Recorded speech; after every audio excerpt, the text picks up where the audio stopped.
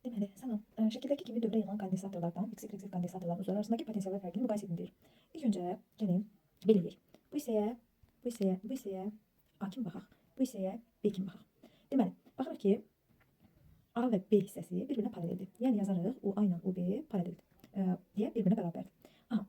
Deməli, baxırıq ki, baxın bu ikisi bir-birinə necə qoşulub? Ardıcıl qoşulub. Ardıcıl qoşulubsa Q'lar sabitdir. Q'lar sabitdirsə, onda biz necə yaza bilərik?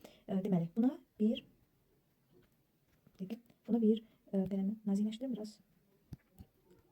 Buna U1 deyək. Və indi Q dedik ki, nədir? Sabitdir.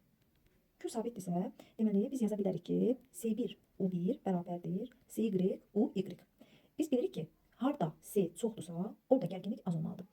Yazaq. Deməli, C1-də 3C'dir. Baxın, burada görürük 3C'dir. CY-də 6C'dir. İndi yerinə yazacaq. U1-i bilmirik. CY-də 6C'dir. UY-imizdə yazdıq UY. Deməli, buradan alırıq ki, C-lər gedər, 3 ixtisar gedər, burada 2 qalır. Deməli, nə aldıq? Aldıq ki, U1 bərabərdir 2UY. Sonra, deməli, U1-i tapdıq, 2UY. Bura bizdə nədir? UY-dir.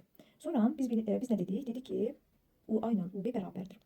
Biz də dedik ki, bura necədir? Ardıcıl qoşulub. Ardıcıl qoşulma zamanı gərginlikləri nə edirik? Toplayırıq. Yəni ümumi gərginliyimiz bizim nəyə bərabər olur? U1 ilə UY-in cəminə bərabər olur. Deməli 2UY üstə gələ UY bərabərdir 3UY. Tapdıq, buna bərabərdir. Deməli burada bizim gərginliyimiz 3UY-dir. Bəs bizdə dedik UA ilə UB bir-birinə bərabərdir. Bərabərdirsə, deməli Z olan gərginliyimiz də nəyə bərabər olur onda? 3UY. Deməli onda mən yazaram ki, UZ bərabərdir 3UY. Deməli, bunu da 3UY tapdım. İndi gəlin biz baxın, X-i tapmaq üçün bu hissəni ümumi şəkildə hesablayaq. Bunlar bir-birinə necə qoşulub? Ardıcıl. Əvvəlcə bunları ardıcıl hesablayaq. Sonra ardıcıl qoşulandan bir tutum alacağıq. Həmin bu tutumumuzla bu kondensatorumuz necə qoşulub? Paralel qoşulub. Paralel tapacağıq. Başlayaq hesablamağa. Deməli, ardıcıl qoşulubdursa, C ardıcıl yazaq. 3C vuraq 6C bölək 3C plus 6C. Bu nə edər? 18C bölək 9C eləyər 2C. Sonra bizim ümumi dedik nəyə bərabərdir? Burada aldıq ki 2C. Bu 2C ilə bu 2C necə qoşulub? Paralel qoşulub. Paralel qoşulma zamanı nə edirik? Onları toplayırıq. Deməli, aldıq ki 4C-yə bərabərdir. Biz bu hissəni, baxın, bunu ümumi indi nə tapdıq? Bunun yerinə elə bilin ki, burada, baxın, belə qoşulmuş kimi 4C tapdıq.